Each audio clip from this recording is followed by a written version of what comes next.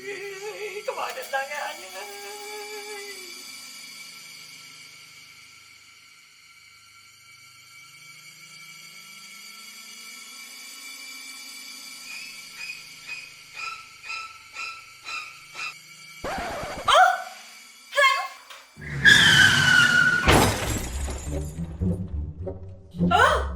Lại băng phượng.